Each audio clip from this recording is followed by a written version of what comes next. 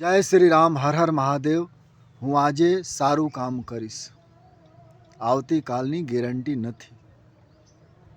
હું આજે સારું કામ કરીશ, આવતીકાલની ગેરંટી નથી. અને રિયલમાં ગેરંટી નથી. કોઈ જ્યોતિષ ન બતાવી શકે કાલ શું થાય, કોઈ સાયન્ટિસ્ટ ન બતાવી શકે, કોઈ મહાન પુરુષો ન બતાવી શકે. કદાચ કોઈ બહુ બુદ્ધિશાળી હોય તો કેલ્ક્યુલેશન કરી શકે નાના મોટા, પણ એ રિયલ નથી. આવતીકાલની કોઈ ગેરંટી નથી.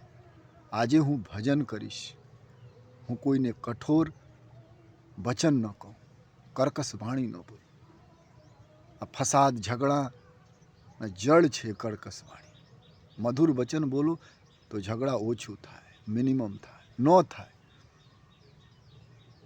પોઝિટિવ વિચાર લાવું જીવનમાં. એમાં કોઈ પૈસાની ખર્ચ નથી. No money spend.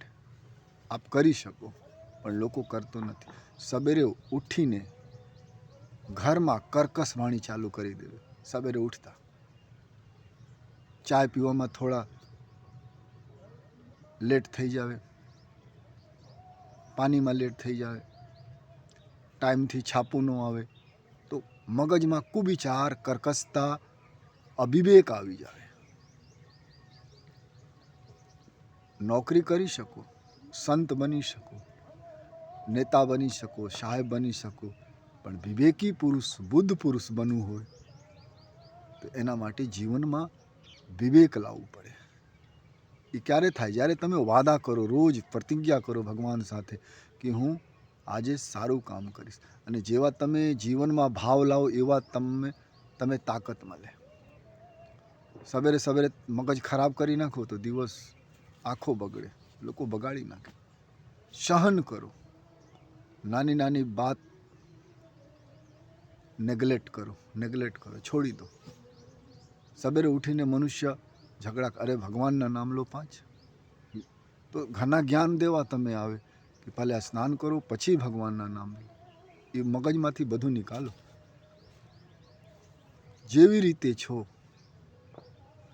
ભગવાનના નામ લઈ શકો. ભગવાનના નામ લેવામાં કોઈ અપરાધ નથી, પણ એવા લોકોથી પણ તમે દૂર રહો જે બાતમાં બોલતા હોય. સફાઈ રાખો. બાતમાં બોલતા હોય આમ ન કરો, આમ ન કરો, ચાય ન પીવાય, દૂધ ન પીવાય, બિસ્કુટ ન ખવાય, તો હું કરું? એવા લોકોથી પણ છેટો રહો. પોઝિટિવ લોકો સાથે રહો તો આનંદ કરી શકો. હું આજે ભજન કરીશ, કટુ વચન ન કહું કોઈને, હો શકે તો કોઈની મદદ કરું, કોઈને રોટલા ખવડાવું, એવા ભાવ રાખો. કારણ આવતીકાલની ગેરંટી છે નથી. ગેરંટી પછી શું અભિમાન કરો? ભજન કરી લો. 5 મોકા મળે તો દુકાન पे બેસેલા છો, ગ્રાહક નથી તો ભગવાનના 5 નામ લઈ લો. 24 કલાકમાં 12 કલાક તમે કારખાનામાં રહો તો 12 કલાક તમે કામ ન કરતા હો, ઘડીક બેસતા હો. અરે તમે રોટલા ખાઓ એ પણ કહી શકો પરમાત્મા તમે ખાઓ, તમે હજમ કરો તો એ પણ ભજન બની જાવ. ક્યાં દાન દેવાનું છે? ક્યાં તમારે કંઈ તીર્થોમાં જવાનું છે?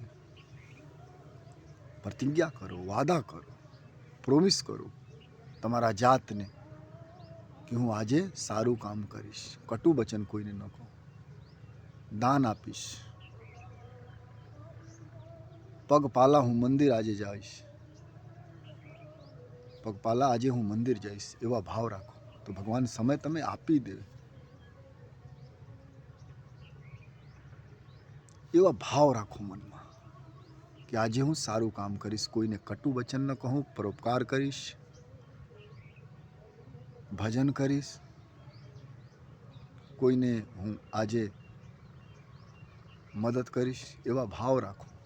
કારણ કે આવતીકાલની ગેરંટી નથી. એવા મનમાં વિચાર તમે સાહેબ રાખો ને તો રોજ તમારા જીવનમાં આનંદ આવે અને તમારું જીવન ફૂલ જેવા થઈ જાય. ફૂલ હલકા હોય, ખૂબસૂરત હોય, સુગંધિત હોય. એ ક્યારે થાય? જ્યારે આ શરીરમાં ભક્તિરૂપી, પરોપકારરૂપી, કરુણારૂપી, સત્યરૂપી, સેવારૂપી, મદદરૂપી ખુશ્બુ ઉડેલો આ શરીરના અંદર તો પરમાત્મા રાજી થઈ જાય, આનંદ આવે. ઘણા લોકો સોચે હું આજ મંદિર નહીં જાઉં, કાલે જાઉં, આજ હું દાન ન કરું, કાલ દાન કરીશ, કાલે હું છોકરાને જમાડું. અરે ભાઈ, કાલની કોઈ ગેરંટી નથી, આવતીકાલની કોઈ ગેરંટી નથી. અભિમાનમાં ન રહો, કાલ આવી જશે. કલ કોઈ દિવસ નથી આવતો. પણ લોકો એવા સોચ રાખે, એવા વિચાર રાખે, એવા મત રાખો. જે કરવાનું છે ફટાફટ આજ કરો. સારું કામ કરવું હોય તો આજ કરો. માન લો તમે ચોર છો અને સોચો કે મારે ચોરી કરવું છે, તો સોચો હું કાલ ચોરી કરીશ, આજ નથી કરવાનું. કાલ પછી આવે તો બોલો કાલ હું ચોરી કરીશ, આજ ન. અને સારું કામ કરવું હોય તો મારે આજ સારું કામ કરવાનું છે, કાલ નથી કરવાનું. એવા ભાવ રાખો. ખોટા કામ કરવું હોય તો મનમાં વિચાર ખોટા કામ કરવાનો આવતો હોય, ખોટા કામ તો ન કરાય, પણ વિચાર તો આવે બધાની અંદર. તો એને એક ઉપાય છે બચવાનું, કે હું કાલે ખોટા કામ કરીશ, આજ નથી કરવાનું, કારણ આજ મારો છેલ્લો દિવસ છે. અને એવા ભાવ તમારા અંદર આવી જાવ ને તો તમે કોઈ દિવસ ખોટા ન કરો. અને દરેક મનુષ્યના આજના દિવસ છેલ્લો છે. પણ લોકો તો શું છે, અભિમાનમાં છે, કાલને બસ મેં કરી નાખ્યું. ધર્મરાજ પાસે કોઈ સંત આવેલા હતા ભિક્ષા કરવા માટે. તો કહે છે હું કાલે આપીશ, આજ નહીં, આજ મારા પાસે સમય નથી. ત્યારે ભીમ દાંત કાઢે છે. ત્યારે ધર્મરાજ કહે છે કેમ દાંત કાઢો? તો કહે છે કે તમે તો કાલને જીત લીધેલા છે યમરાજને, કારણ તમે ભરોસા છે હું કાલ રહીશ.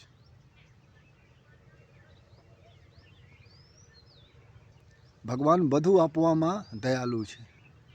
તમે ખોટા કરો તો પણ તમારો સુધારા કરે. વિચાર હોય સદવિચાર આવી શકે. પ્રાર્થના કરો તો મદદ કરે. તમે મહાન બનાવી દે. પણ ભગવાન સમય આપવામાં બહુ કંજૂસ છે. સમય કોઈને વધારે નથી આપતા, એક સેકન્ડ નહીં.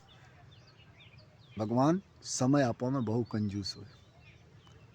કારણ કહે છે કે તમે હું જેટલા સમય આપું ને એ બહુ છે. આ સ્વામી વિવેકાનંદને જોઈ લો સાહેબ,